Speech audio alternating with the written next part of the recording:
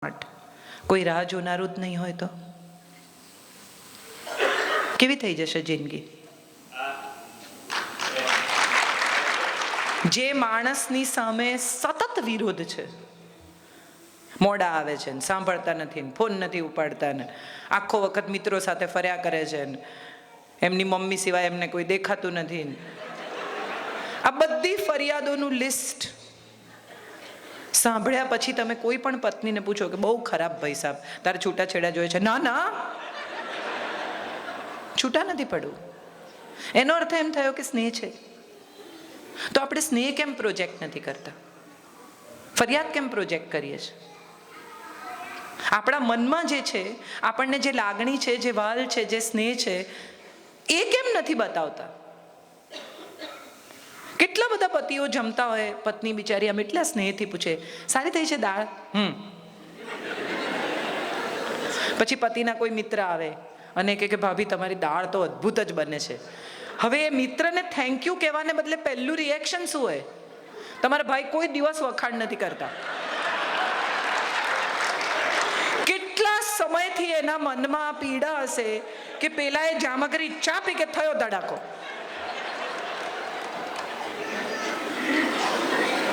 એક પતિ પત્નીના લગ્નને 25 વર્ષ પૂરા થયા એટલે પત્ની સરસ તૈયાર થઈને ખૂબસૂરત એકદમ સરસ વાળ અંબોડો બંબોડો વાળી ગુજરાતી સાડી પહેરીને આવીને એણે કહ્યું કે હલો. પતિ છાપું વાંચતા હતા એટલે પત્નીએ કહ્યું કે આજે આપણા લગ્નને 25 વર્ષ પૂરા થયા. એટલે પતિએ કહ્યું એટલે પત્નીએ કહ્યું કે આજથી 25 વર્ષ પહેલાં હું પરણીને આ ઘરમાં આવેલી, યાદ છે તમને? પતિએ કહ્યું એટલે પત્નીએ કહ્યું બહુ જ શરમાતા અત્યંત સ્નેહથી કે એ દિવસે તમે મને આઈ લવ યુ કહેલું. એટલે પતિ આમ છાપું સહેજ ખસેડ્યું, પત્નીને જોઈને કહ્યું કે સ્થિતિ એ જ છે, બદલાશે તો કહીશ. કોઈ ચેન્જ નથી. ચેન્જ નથી માટે ઇન્ફોર્મ નહીં કરવાનું. દરેક માણસને ગમતું હોય છે. નાનકડું બાળક 4 લીટી દોરીને લઈ આવે ને આપણને એમ કે જો ગાય, તો આપણે કેટલા આનંદથી જોઈએ છે કે અરે વાહ આટલી ફાઇન ગાય. દરેક માણસને ગમતું હોય છે કે એણે કરેલા કામનું અપ્રિસિએશન થાય. અને સાચું પૂછો તો હિન્દુસ્તાની સ્ત્રી, ગુજરાતી સ્ત્રી તો ફક્ત અપ્રિસિએશન માટે જ જીવે છે. ગમે ત્યાં પહોંચી હોય, ગમે તેટલી સફળ હોય, પણ પતિના શર્ટમાં બટન ટાંકીને દોરો તોડે દાંતથી, એમાં એને જેટલો રોમેન્સ આવે એટલો જગતમાં બીજી કોઈ વાતમાં ના આવે. પતિ ડાયમંડ ના લાવે તો ચાલે, પણ અચાનક એક દિવસ ગજરો લઈને આવે ને તો છુટ્ટા વાળ રાખતી પત્ની પણ આટલી તો આટલી અંબોડી વાળીને ગજરો પહેરે. આ પ્રેમ છે, આ અભિવ્યક્તિ છે. આપણે સંસ્કૃતિ જાળવવાના ચક્કરમાં અભિવ્યક્તિ ભૂલી ગયા છીએ. આપણે એટલા ગાંગા થઈ ગયા છીએ મંદિરે જવા માટે કે આપણે પત્નીને લઈને બગીચામાં જવાનું કે પતિની સાથે બેસીને હિંચકે ચા પીવાનું ભૂલી ગયા છીએ. સંબંધ તો આ છે, સંસ્કૃતિ તો આ છે, પરસ્પરનો પ્રેમ, પરસ્પરનું વાલ, પરસ્પરની અભિવ્યક્તિ, પરસ્પરનું બોન્ડ. છોકરાઓ ક્યાંય પણ વસતા હોય, સાંજના છેડે માં ફોન કરે એટલે પૂછે શું ખાધું. પરદેશ વસતું હોય, બાળક ભણતું હોય તો માં પૂછે શું જમ્યા. કેમ પૂછે છે? માનું બધું વાલ એના અન્નમાં, એના પ્રેમમાં, એની રસોઈમાં આવી જાય છે. છોકરું બહુ દિવસે ઘરે આવે ને તો સૌથી પહેલા માં એવું કે બહુ વજન ઉતરી ગયું, તને નથી સારું ખવડાવતા. ખરેખર કાંટો વધેલું બતાવતો હોય. અમેરિકામાં ચીઝ બટર ખાઈને વજન વધ્યું હોય પણ માને તો દુબળો જ લાગે. એટલો સ્નેહ, એટલું વાલ આપણે આપણા જીવન સાથી સાથે કેમ નથી ટકાવી શકતા? એ સવાલ મને હંમેશા થાય છે. કેટલી બધી પત્નીઓ એવી કમ્પ્લેન કરે કે તમારા માટે કંઈ લાવે જ નહીં, બહારગામ જાય ને તો એમને તો કંઈ આવડે જ નહીં. અને જો ભૂલે ચૂકે કંઈ લઈ આવે અને પેકેટ ખોલે તો સૌથી પહેલું રિએક્શન ગ્રીન, હું ક્યાં પહેરું છું? એક ક્ષણે તો આનંદથી લઈ લો. તમને એમણે યાદ કર્યા એ બહુ અગત્યનું છે. આ બિઝી સ્કેડ્યુલમાંથી એણે સમય કાઢ્યો તમારે માટે આ શોપિંગ કરવાનો, એનો આભાર માનો. તમને કોઈ યાદ કરે અગત્યનું છે કે તમારા માટે શું લાવ્યા, એ વસ્તુ, એ ટેન્જિબલ થિંગ અગત્યની છે. આપણે અહીંયા ગૂંચવાયા છીએ. ગુજરાતી સ્ત્રીને અવિનાશ વ્યાસે કેટલી સુંદર અભિવ્યક્તિ આપી. છેલાજી રે મારે હાટું પાટણથી પટોળા મોંઘા લાવજો, સસ્તું નહીં ઉપાડી આવતા. અને જો ખરેખર મોંઘું લાવે તો કે છેતરાયા, આના આટલા હોય જ નહીં. હવે આમ જવું કે આમ જવું? અને આ બધાની વચ્ચે આજે કેટલી જુઓ આપણને મજા આવે છે, આપણે હસી શકીએ છીએ. આ જ વાત ઉપર કેટલી વાર ઝઘડે આવીશું, યાદ કરીએ તો સમજાય. અહીં બેસીને આપણને બધાને મજા પડે છે. આપણે જે વાત પર આટલી આસાનીથી હસી શકીએ છીએ એ વાત પર કેટલી વાર આંખમાંથી આંસુ પડ્યા છે. સુખી થવું એ દરેકના હાથમાં છે. મારું સુખ મારા સિવાય કોઈ મને આપી શકે જ નહીં એ નક્કી છે. મારી એક નવલકથા છે, એક સાંજને સરનામે. એમાં એક છોકરો મળવા આવે છે છોકરીના મા બાપને, અને છોકરીની મા પૂછે છે કે તું એને સુખી કરીશ ને માધવી? ત્યારે છોકરો કહે છે કે હું એને સગવડ આપીશ, હું એને સલામતી આપીશ, હું એને માટે સંપત્તિ ભેગી કરીશ, હું એને સ્નેહ આપીશ, પણ સુખી તો એને જાતે જ થવું પડશે. આપણે બધા બીજા માણસ પાસે સુખની આશા રાખતા થઈ ગયા છે. અને આપણે જેની પણ પાસેથી સુખની આશા રાખીએ છીએ ને એને આપણે અજાણતા જ દુઃખી કરવાનો અધિકાર આપી દઈએ છીએ. કારણ કે સુખ નહીં મળે એટલે આપણે દુઃખી થઈશું. સાદી સરળ સીધી વાત એ છે કે પ્રસન્ન રહેવું ને પ્રસન્ન રાખવા, સુખી થવું ને સુખી કરવા, સ્નેહ આપવો ને સ્નેહ પામવો, સન્માન આપવું ને સન્માન પામવું, સારું બોલવું ને સારું સાંભળવું. આપણે બધા વાતચીતને બદલે દલીલ કરતા થઈ ગયા છીએ. બહુ ઇન્ટરેસ્ટિંગ છે આ. અને જે ઘરમાં કમ્યુનિકેશન છે, સંવાદ છે, એ ઘરમાં કદી વિવાદ નથી થતો. કારણ કે વાત થઈ જાય છે. તમારે જે કહેવું છે તે તમે કહી દો છો, પછી વિવાદની જગ્યા નથી. આપણે બધા દલીલથી શરૂ કરીએ છીએ. એવું કોણે કીધું? દાખલા તરીકે પત્ની એમ કે આ મોજા તમે છે ને ધોયેલા અહીંયા ના મૂકશો, અહીંયા મૂકો. એવું કોણે નક્કી કર્યું? અરે ગૃહિણીએ નક્કી કર્યું, એને આ અનુકૂળ છે. હવે એ વિશે ચર્ચા કરવાનો અર્થ નથી. ઈગો એ જ્યાંથી મેં શરૂ કર્યું હતું ત્યાં હું પાછી આવું છું. એ આપણને આપણું એટલું બધું મોટું ઓઢવાનું અથવા આવરણ થઈ ગયું છે કે આપણી ત્વચા ક્યાંક અંદર ઢંકાઈ ગઈ છે. તમે જુઓ, જેવા પિતા હોય ને એવો જ પુત્ર હોય. સામાન્ય રીતે DNA ઉતરી આવે, અને એ વાત છે એક મહાભારતથી આવે છે. કોઈ પણ ઋષિ બહુ તપ કરે ને તો ઇન્દ્રનું આસન હલવા માંડે. ઇન્દ્ર મહા ઇન્સિક્યોર છે, માટે એનો દીકરો અર્જુન ઇન્સિક્યોર છે. એને તરત એમ થાય છે કે હું નહીં લડી શકું, મારાથી નહીં થાય, હું નહીં કરી શકું. બીજી તરફ કર્ણ છે, સૂર્યપુત્ર છે, એના કવચને કુંડળ માંગે છે. આ કવચને કુંડળ શું છે? એક વ્યક્તિની સાંભળવાની શક્તિ અને એની સંવેદના. આ બંને તમે લઈ લો તો એને સાચું સૂઝે કેવી રીતે? એની પાસેથી બે વસ્તુ લઈ લેવામાં આવે છે.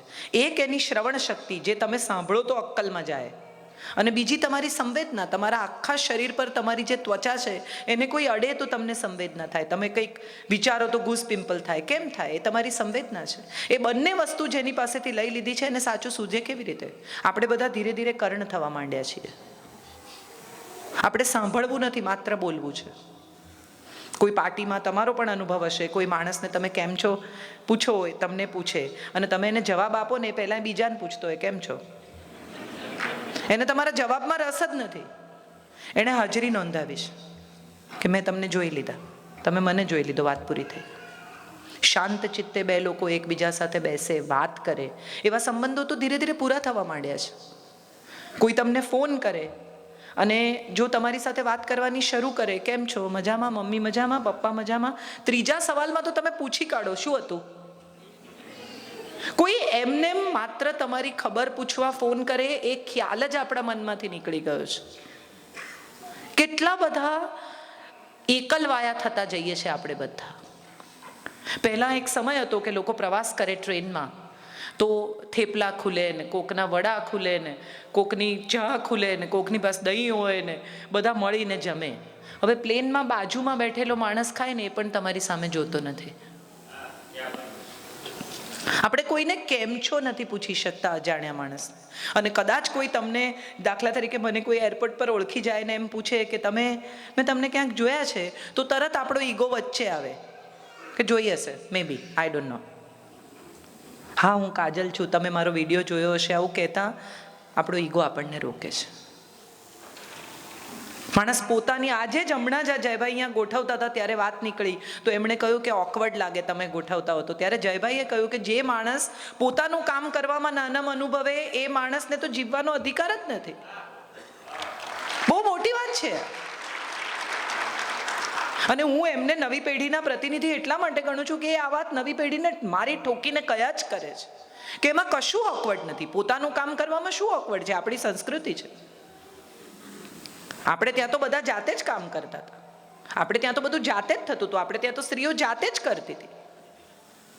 સવાલ એ છે કે આપણે જે સંસ્કૃતિને બચાવવા નીકળ્યા છીએ, આપણે જે કરવા નીકળ્યા છીએ, એમાં ક્યાંક આપણો રસ્તો ભૂલાઈ ગયો છે. આપણે જે વારસો આપવા બેઠા છીએ એ પાસબુકનો વારસો છે, વારસો તો શ્વાસબુકનો આપવાનો છે. નથી જોઈતા છોકરાઓને આ મકાનો, દુકાનો, આ તો 2 મિનિટમાં વાપરી કાઢશે.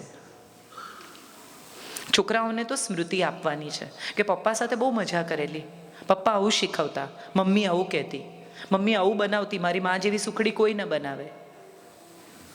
હમણાં જ જયભાઈનું પુસ્તક પ્રકાશિત થયું છે, મમ્મી પપ્પા. મને કોઈકે ગિફ્ટ કર્યું ને મેં વાંચ્યું આખું, એકી બેઠક, એને મને સમજાયું. કેમ? હા, તમે નહીં, મેં તો તમને હમણાં બીજા કોઈકે આપ્યું ત્યારે વાંચ્યું, એમણે આપ્યું ત્યારે નહોતું વાંચ્યું. જો, એ પણ હું સ્વીકારું છું.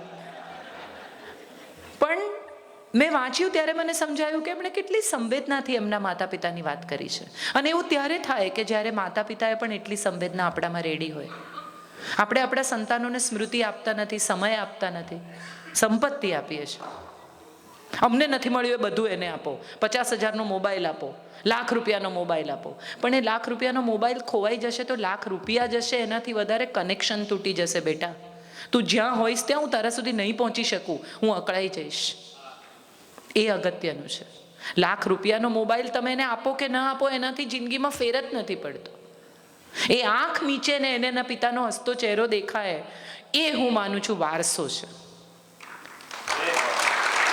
એ મંદિર જાય કે ન જાય એનાથી તમારો ધર્મ નહીં સચવાય. પણ જો ઘરે કોઈ ભૂખ્યો માણસ આવ્યો હોય બહારગામથી અને તમારો દીકરો આગ્રહ કરીને એને જમાડી દે ને, તો એમ માનજો કે તમારો ધર્મ સચવાઈ ગયો. એ જમવા બેઠો હોય, ઘરમાં 4 જ રોટલી હોય અને મહેમાન અચાનક જોડાઈને એમ કે ના ના, મને તો ભૂખ જ નથી, 2 તમે લઈ લો, આપણે પછી કંઈ બીજું ખાશું, અને સેવના ડબ્બા ખોલે ને, તો માનજો કે તમારો ધર્મ સચવાઈ ગયો. આ શીખવજો. મંદિર જશે કે નહીં જાય, દીવો કરે કે નહીં કરે, શ્લોક બોલશે કે નહીં બોલે, એનાથી કદાચ કોઈ સંસ્કૃતિને કોઈ ફેર નહીં પડે.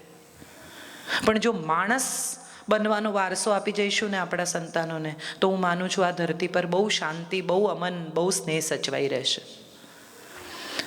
શક્ય છે એની પાસે એકાદ મકાન ઓછું હશે, શક્ય છે એની પાસે થોડું બેંક બેલેન્સ ઓછું હશે, પણ એ તો એ મેળવી લેશે. પણ જો એની પાસે હૃદયમાં સંવેદના નહીં હોય, લોકો માટે ઉષ્મા નહીં હોય, એની પાસે મિત્રો નહીં હોય, એના જીવનસાથીને પ્રેમ નહીં કરી શકે, જો એના સંતાનોને વાલ નહીં કરી શકે, તો કેટલો એકલો પડી જશે એનો વિચાર કરજો.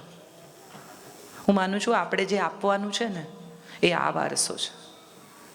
દુનિયામાં ક્યાંય પણ વસો, તમારી ભીતર આ સ્નેહ હશે, તમારી ભીતર આ વાલ હશે, તમારી ભીતર આ સંવેદના હશે ને, એ તમારા સંતાનને આપી શકશો ને, તો હું માનું છું તમે એને એટલું બધું આપીને જાઓ છો કે તુજે પ્યાર મિલે ઇતના કે જીવન મેં ના સમાય, પલક બંધ કર લૂં કहीं છલક ही ન જાય. આટલું જ હું માનું છું આપવાનું છે. છેલ્લી મારી વાત કહીને આ વાત પૂરી કરીશ, પછી આપણે જયભાઈને સાંભળીશું. બહુ એક સરસ વાર્તા મને બહુ ગમે છે કે એક શેઠ હતા, એને કોઈ દિવસ બહારગામ જાય નહીં, ક્યાંય જાય નહીં. એના દીકરાને એકવાર એમણે કહ્યું કે મારે બધા વાણોતરોને મળવું જોઈએ યાર, મારે ક્યાંક તો બહાર જવું જોઈએ ને. તો કે હા જાઓ, તમે મળો બધાને. એટલે કે ભાઈ તું ભાતું બધું બરાબર મૂકજો, મને કોઈને ઘેર ખાવાનું ફાવતું નથી. કે ભલે કંઈ વાંધો નહીં, બધું મૂક્યું છે. નીકળ્યા. પહેલાં ગામમાં પહોંચ્યા અને ત્યાં બધા લોકો ટોળે વળે, શેઠ સાહેબ આવ્યા, શેઠ સાહેબ આવ્યા, મારે ઘેર નાસ્તો કરજો, મારે ઘેર જમજો, મારે ઘેર આમ કરજો. એટલે શેઠે જોયું કે ના ના, હું તો લાવે છું. એમણે જોયું તો અંદર કોઈ ડબ્બો નહીં, કશું નહીં. અરે બાપરે! એટલે તો ગયા, કોકને ત્યાં નાસ્તો કર્યો, કોકને ત્યાં જમ્યા, વળી આગળ ગયા. જે ગામમાં જાય ત્યાં લોકો ટોળે વળી જાય અને એમને ખવડાવે ને પીવડાવે ને આ કરે ને માન આપે ને. ફરીને શેઠ 8, 10, 15 દિવસે ઘેર આવ્યા અને દીકરા પર તૂટી પડ્યા કે તને શરમ ના આવી? તે તો કીધું મેં બધું ભાતું મૂક્યું છે ને મેં બધું આમ કર્યું છે ને કશું નહોતું અંદર. એટલે એનો દીકરો હસ્યો ને એણે કહ્યું કે આ જેટલા લોકોએ તમને ખવડાવ્યું ને એ તમારું ભાતું છે. અહીંયા જેટલા લોકો આવ્યા ને આપણને મળવા, પૈસા લેવા, પૈસા આપવા, એ કોઈ દિવસ જમ્યા વગર ગયા નથી. અને માટે એ લોકોએ તમને ખવડાવ્યું. ભાતું ડબ્બામાં નથી હોતું, ભાતું હૃદયમાં આવે છે. આપણે આપણા સંતાનોને જો હૃદયમાં ભાથું બાંધી આપીશું ને તો ડબ્બા ખાલી હશે તો બહુ ફેર નહીં પડે. સંસ્કૃતિની જાળવણી કરવા માટે કોઈ પણ પ્રકારની જ્ઞાતિ, જાતિ, રિવાજ, કર્મકાંડની જરૂર નથી. આપણી મુખ્ય સંસ્કૃતિ વૈશ્વ માનવની છે. આપણી મુખ્ય સંસ્કૃતિ વ્યક્તિત્વની છે. આપણી મુખ્ય સંસ્કૃતિ પ્રેમની છે. આપણી મુખ્ય સંસ્કૃતિ સ્નેહની છે, સન્માનની છે. અને એટલું જો જાળવી શકીએ ને તો વિશ્વમાં તમે જ્યાં વસતા હશો ત્યાં તમે ગુજરાતી જ છો, તમે ભારતીય જ છો અને તમે સૌથી ઉત્તમ જ છો. આનાથી બેટર જગતમાં કોઈ જાતિ જન્મી નથી ને જન્મવાની નથી. બહુ જ આભારી છું ચંદ્રકાંતભાઈની, દિનેશભાઈની, આપ સૌની કે આટલા પ્રેમથી અમને સાંભળ્યા, આટલા વાલથી આટલા ગુજરાતીઓ આટલા ટ્રાફિકમાં આજના દિવસે અહીં સુધી પહોંચ્યા. અને આટલો બધો સ્નેહ જ્યારે પરદેશમાં મળે ને ત્યારે હંમેશા એમ થાય કે ખરેખર આપણે બધા આપણો એક ટુકડો, આપણી એક વ્યક્તિત્વનો ભાગ, આપણી ભાષાની એક છાપ ક્યાંક ને ક્યાંક પહોંચાડતા રહ્યા છીએ. અમારું કામ કર્યાનો સંતોષ થાય છે અમને. આવી રીતે અમેરિકામાં, ઇંગ્લેન્ડમાં, હમણાં લિસ્બનમાં એટલા બધા ગુજરાતીઓ, ત્યારે એમ થાય કે અમે પહોંચી રહ્યા છીએ એ વાતનો સંતોષ છે. માણસ બોલતો હોય અને સામેના લોકો ઊંઘતા હોય અથવા કોઈ ન હોય ને હું અહીંયા એકલી બોલતી હોઉં તો ડૉક્ટરને બોલાવવું પડે કે આ બેનનું ગયું એમ. એને બદલે ખીચોખીચ ભરેલો હોલ હોય, બધી આંખો તમને જોતી હોય ને આંખોમાંથી સ્નેહ વરસતો હોય ને તો અમને પણ નકશીક ભીંજાવાનું ગમે. બહુ જ આભારી છીએ તમારા. અત્યંત સ્નેહ, આદર, પ્રેમથી આપ સૌની આભારી છું.